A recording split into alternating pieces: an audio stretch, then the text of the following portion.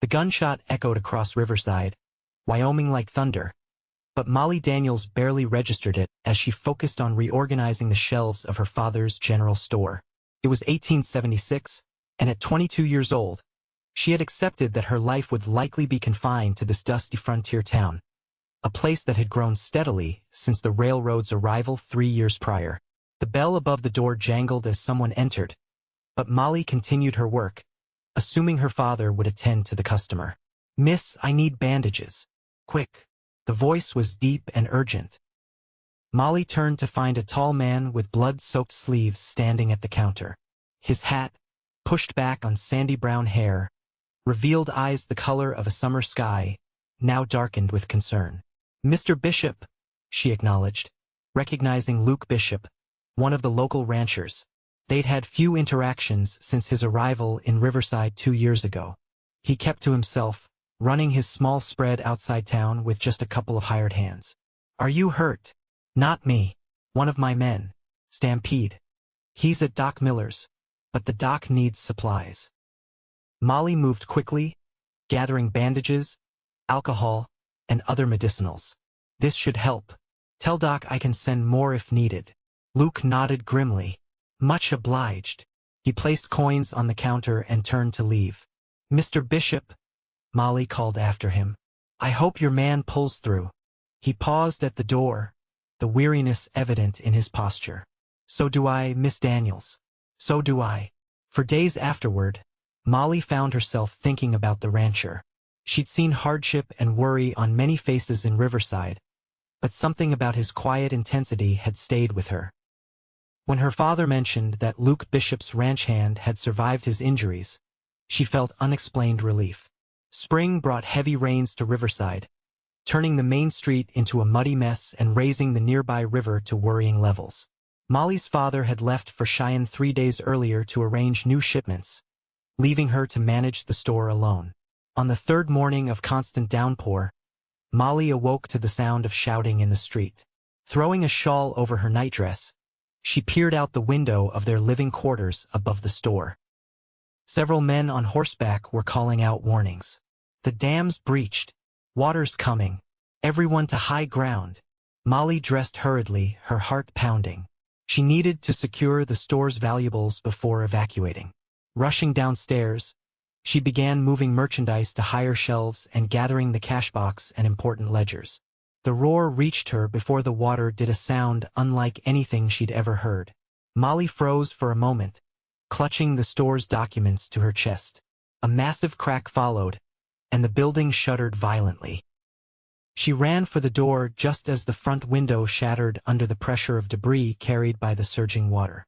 The force knocked her backward, and before she could regain her footing, a terrible splintering sound filled the air. Looking up, Molly saw the ceiling beam directly above her crack and give way. She tried to move, but it was too late.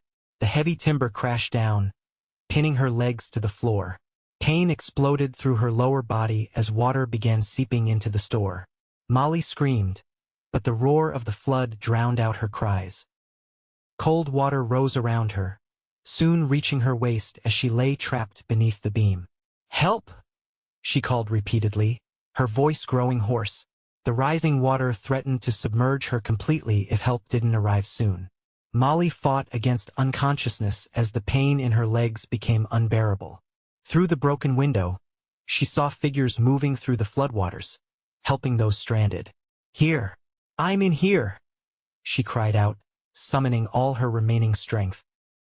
A shadow appeared at the shattered window, and then Luke Bishop was wading through the knee-deep water toward her, his expression changing from determination to horror when he saw her trapped beneath the beam. "Miss Daniels!" He splashed forward, immediately assessing the situation. "Don't move. The water's rising," she gasped. Luke nodded grimly. "I know." He positioned himself beside the beam, bracing his shoulder beneath it. "When I lift, try to pull yourself free if you can." With a grunt of effort, he heaved against the massive weight. The beam shifted slightly, but Molly remained trapped, unable to move her legs. "Can't feel them," she admitted, panic rising in her throat. Luke released the beam carefully, ensuring it didn't shift to crush her further. His eyes scanned the store until he spotted what he needed: a solid length of shelf board. He retrieved it quickly and wedged it beneath the beam as a lever. "Hold on," he instructed, his voice steady despite the urgency of their situation. The water had risen to her chest now. "I'm going to try again." Using the makeshift lever, he applied his weight. The beam lifted just enough. Without waiting, Luke plunged his arms into the water and carefully pulled Molly free, trying not to jostle her injured legs. She cried out as he lifted her, the pain momentarily overwhelming her. Luke cradled her against his chest, his expression grim as he took in her pale face. "My legs," she whispered, terrified by the numbness below her waist. Luke's jaw tightened as he waded toward the door, protecting her from the still rushing water. "You'll walk again, I swear it." The conviction in his voice gave Molly something to hold onto as darkness finally claimed her consciousness.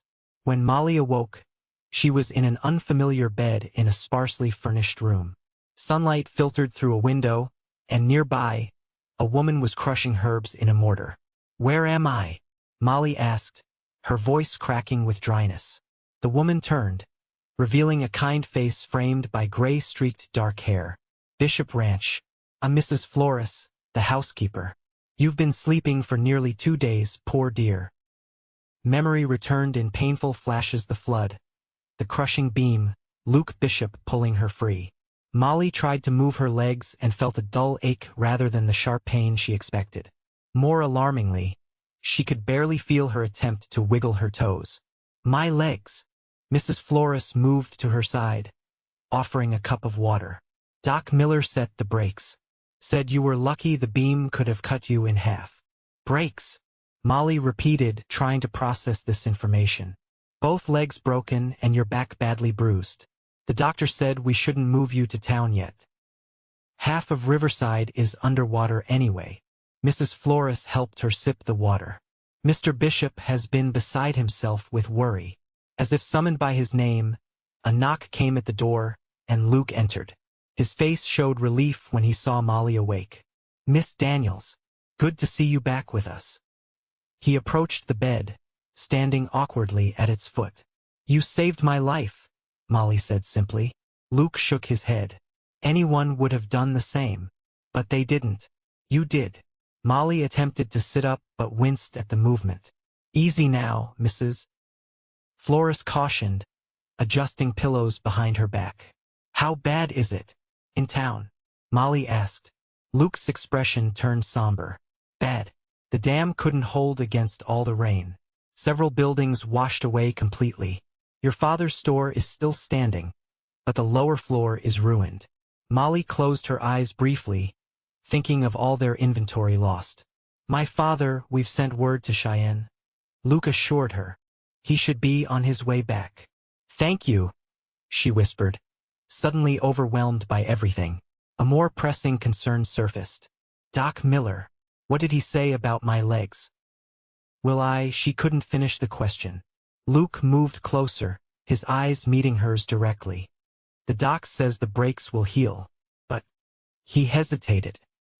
"He's not sure if I'll walk again," Molly finished for him, reading the truth in his expression. "He said it's too early to tell. There might be damage to your back as well." Luke's voice grew stronger. "But I meant what I said. Miss Daniels, you will walk again." "How can you be so certain?" she asked, tears threatening to spill. "Because I've seen stronger recover from worse," he answered simply. "And you strike me as the stubborn type." Despite everything, Molly found herself smiling weakly. "You hardly know me, Mr. Bishop. Then I'll have plenty of time to learn while you're recovering here." His return smile transformed his usually serious face, revealing a dimple in his left cheek. Over the next several days, Molly learned the extent of the disaster that had struck Riverside. 5 people had died in the flood, dozens were injured, and many businesses and homes were destroyed. Her father had returned, staying in town to salvage what he could from their store and living quarters, but visiting daily. Luke had insisted she remain at his ranch to recover, as the town was in disarray and lacked proper accommodations for someone in her condition. Dr. Miller visited twice, examining her legs with careful hands. The bones are aligning well, he told her. But I'm concerned about the lack of feeling in your feet. What can be done? Molly asked, trying to keep her voice steady. The doctor exchanged glances with Luke, who had taken to being present during these examinations. Time will tell. In my experience, injuries like yours can heal in unexpected ways. The swelling around your spine needs to reduce before we'll know the full extent. After he left, Molly stared silently out the window, struggling against despair. Luke cleared his throat. Doc Miller is good, but he doesn't know everything. Molly turned to look at him. What do you mean? During the war, I saw men the doctors gave up on walk again. He sat in the chair beside her bed. There was this lieutenant took a bullet to his spine. Everyone said he'd never leave his bed. 6 months later, he was riding a horse. How? Molly asked, desperately wanting to believe. Exercise. Determination. Refusing to accept what others told him. Luke leaned forward. If you're willing to try, I know someone who might help. Hope flickered within Molly for the first time since the accident. Who? An old Cheyenne medicine man who lives near my property. White Bear is his name. He has knowledge of herbs and healing methods that most doctors dismiss. Luke hesitated. It might not be what you're used to. I don't care, Molly interrupted. If there's any chance, I want to try. Luke nodded, a hint of approval in his eyes. I'll speak to him tomorrow. True to his word, Luke returned the following evening with news that White Bear would come in 2 days' time. In the meantime, Mrs. Flores helped Molly maintain her strength, feeding her nourishing broths and teas, and assisting her with moving her upper body to prevent stiffness. White Bear arrived as promised, an elderly man with deeply lined features and piercing dark eyes. He spoke little English, with Luke translating his Cheyenne words. He examined Molly thoroughly, his gnarled hands gentle but firm as they pressed along her spine and legs. After nearly an hour, he spoke at length to Luke, who listened intently. What did he say? Molly asked anxiously when they finished. Luke's expression was carefully neutral. He says your spirit is strong, but your body's paths are blocked. The medicine men of his tribe have treatments for such injuries. Will they work? Molly pressed. He believes so, with time and effort. Luke turned back to White Bear, who was removing items from a leather pouch. He wants to begin today if you're willing. Yes, Molly answered immediately. The treatments began that afternoon. A regimen of herbal poultices applied to her back. Exercises where White Bear and later Luke would move her legs in specific patterns, and bitter-tasting teas that White Bear insisted would reduce the swelling around her spine. Days turned into weeks. Molly's father visited regularly, reporting on the rebuilding efforts in town and sitting with her for hours, reading aloud from her favorite books. Though he expressed skepticism about White Bear's methods, he didn't interfere, acknowledging that Dr. Miller had offered little hope for a full recovery. Luke proved to be an attentive host, often sitting with Molly in the evenings, sharing stories of his travels before settling in Wyoming. She learned he had fought for the Union during the war, then drifted westward, working cattle drives until he saved enough to purchase his small ranch. Why Riverside? She asked one evening as he helped her complete the exercises White Bear had prescribed. Luke's hands gently guided her right leg through a bending motion. Seemed as good a place as any.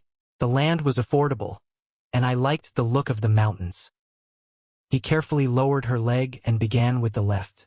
What about your family? You were born here. Molly shook her head.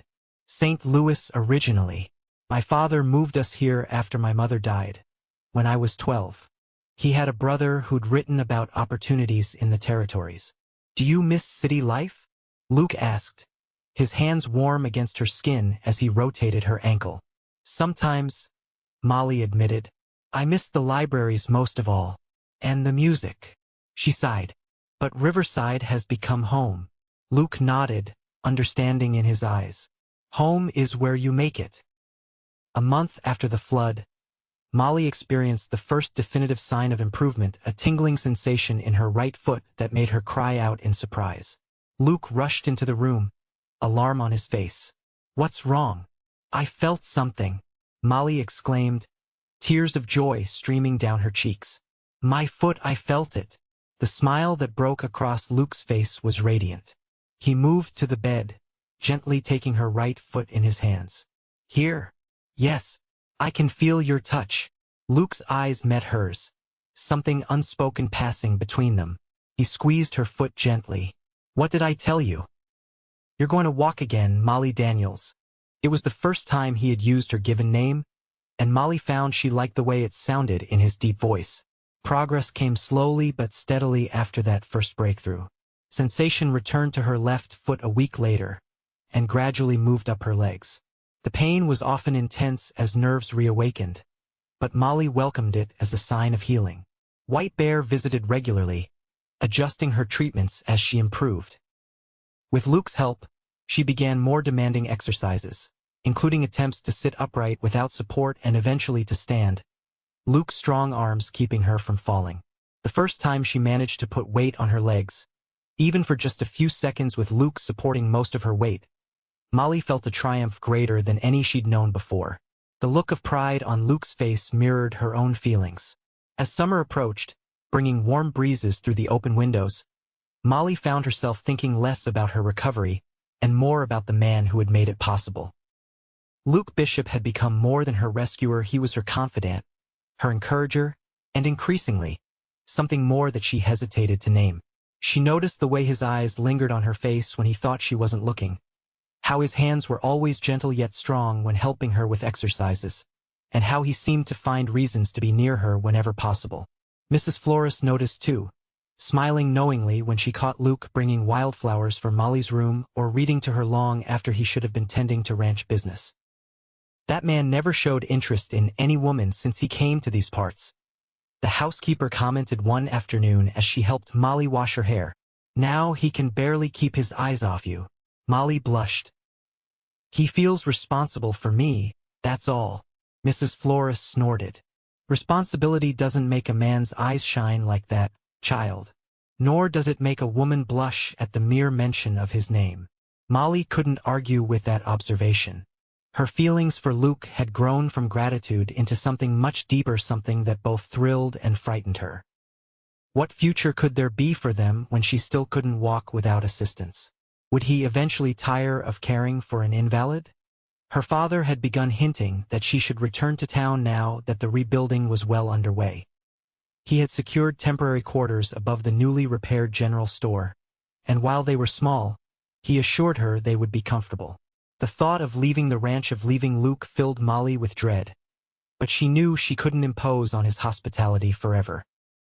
The question came to a head one evening in early June as Luke helped her practice walking with the aid of crutches that he had crafted specifically for her.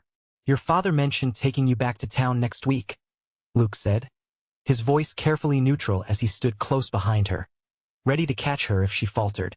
Molly concentrated on her steps, using the statement as an excuse to avoid looking at him. Yes, the store reopens on Monday.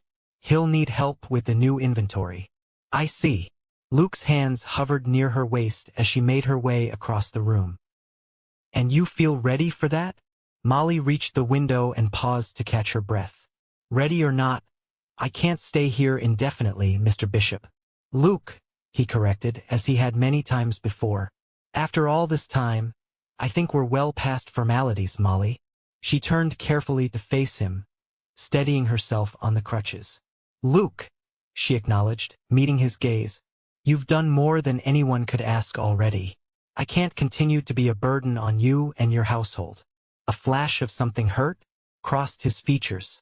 Is that what you think you are? A burden? What else would I be? Molly asked softly. Luke took a step closer.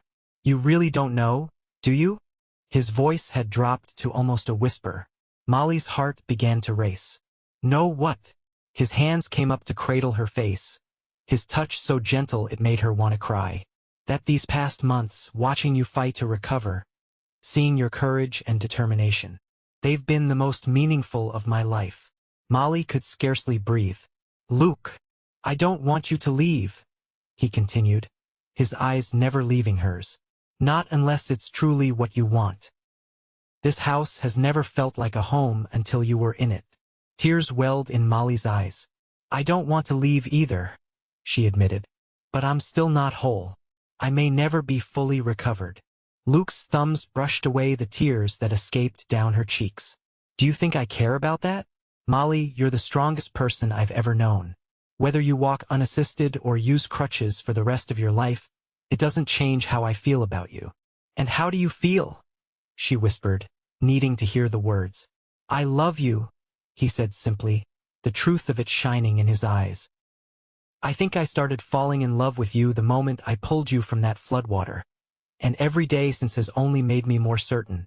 Joy unlike anything Molly had ever experienced bloomed in her chest. I love you too, she confessed.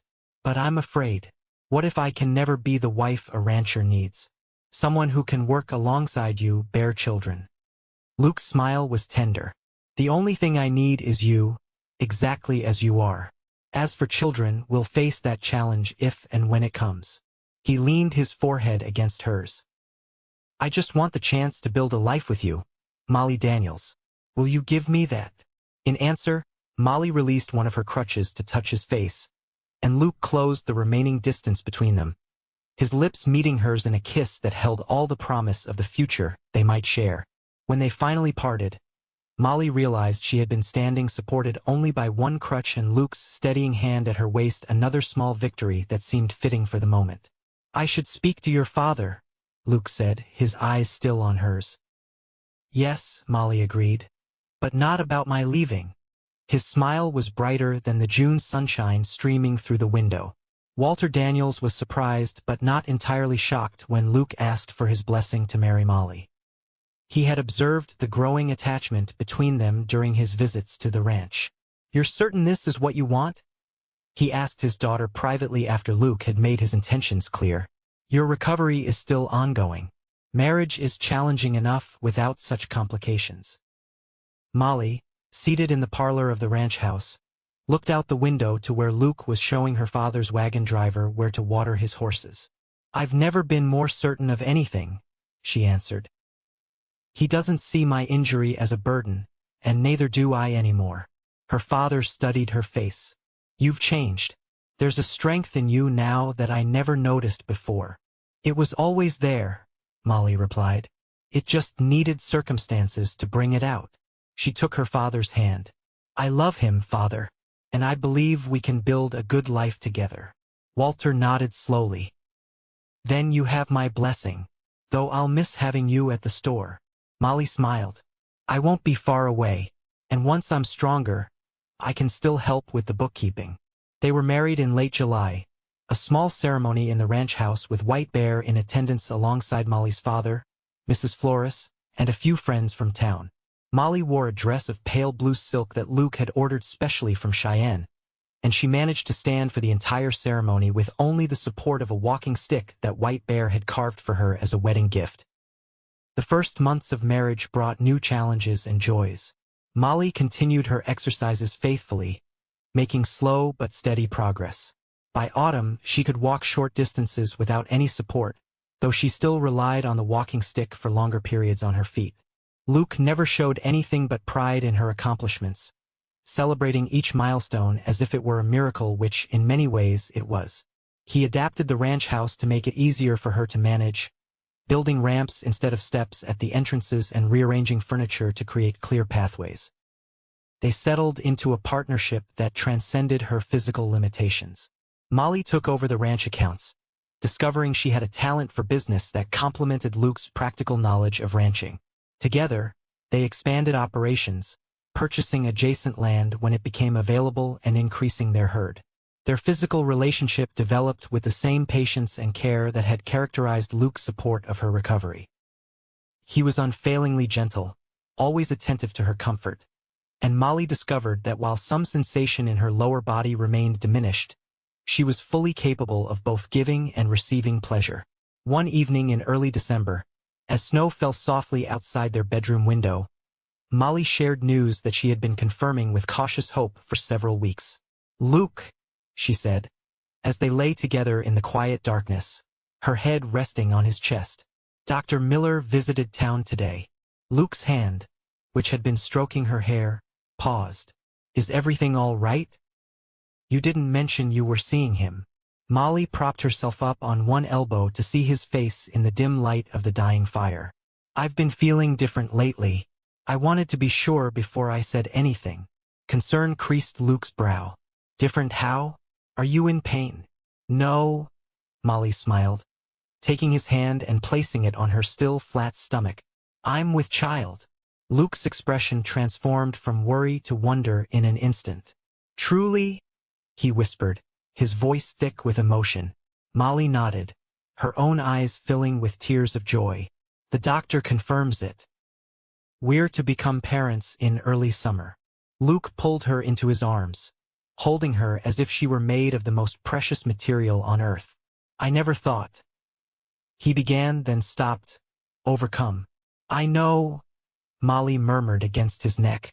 "I wasn't sure it would be possible either with my injuries. But it seems life has more surprises in store for us." "Are you afraid?" he asked, drawing back to search her face. "A little," she admitted. "Dr. Miller says my healed bones should not complicate the birth. But..." She hesitated. "He wants me to be prepared that the delivery might be difficult." Luke's jaw tightened momentarily before he relaxed it with visible effort. "We've overcome difficult before," he said with quiet certainty. "We'll face this together, just like everything else." The pregnancy progressed without major complications, though Molly found her mobility more limited as her body changed. Luke was attentive to her every need, often forsaking ranch work to ensure she rested properly, until she finally insisted he hire additional help so he wouldn't neglect the business they were building together. Spring came, turning the Wyoming landscape green again. On a warm day in May, Molly sat on the porch that Luke had built for her, a wide, covered area where she could enjoy fresh air without navigating the ranch yard. She was embroidering a small gown for the baby when she felt the first pains begin. By nightfall, she was in the throes of labor, with Mrs. Flores and the midwife from town attending her while Luke paced anxiously outside the bedroom. The labor was long and taxing, testing Molly's endurance beyond anything she had experienced during her recovery. Just before dawn, when her strength was nearly spent, Molly delivered a healthy daughter with a powerful set of lungs and a shock of dark hair. When Luke was finally allowed into the room, the midwife placed the swaddled infant in his trembling hands. "You have a beautiful daughter, Mr. Bishop," the woman announced, smiling at his awestruck expression.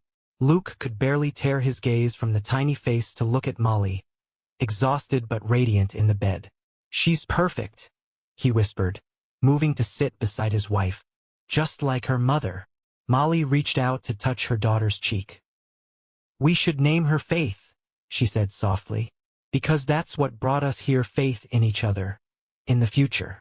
"Faith Elizabeth Bishop," Luke agreed, his voice reverent. "For the two strongest women I've ever known."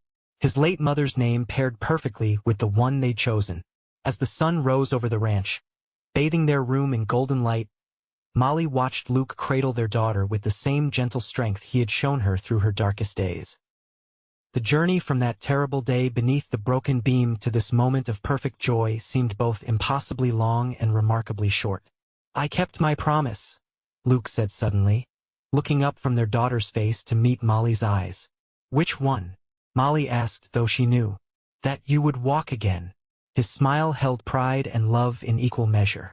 "You did that, Molly. Your strength did that." "We did it together," she corrected him, reaching for his hand. "Everything good in my life, we've built together." Faith grew into a strong, curious child with her father's blue eyes and her mother's determination.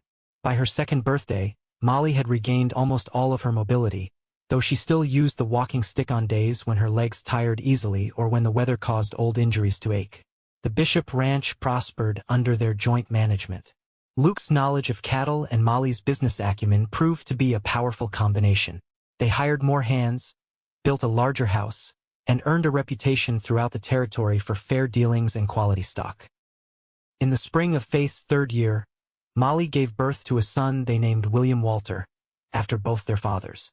2 years later, another daughter, Sarah Jane, completed their family. Each pregnancy and birth was easier than the last, As Molly's body continued to strengthen and heal, the children grew up knowing the story of how their parents had found each other, how a terrible flood and a broken beam had brought together two people who might otherwise have barely crossed paths in the small town of Riverside. On the 10th anniversary of the flood, Luke and Molly hosted a gathering at their ranch for the town's residents, many of whom had rebuilt their lives just as they had. The occasion was both a commemoration of what had been lost and a celebration of what had been gained in the years since. As evening fell and lanterns were lit around the large yard, Molly stood watching their guests from the porch. Luke approached, handing her a cup of punch. "Penny for your thoughts, Mrs. Bishop," he said, following her gaze to where their children played with others from town. "I was just thinking about how differently things might have turned out," Molly replied, "if you hadn't come into the store that day." Luke's arm slipped around her waist, a gesture so familiar now that it was like a part of her own body. "I'd have found you eventually," he said with conviction. "Some things are meant to be."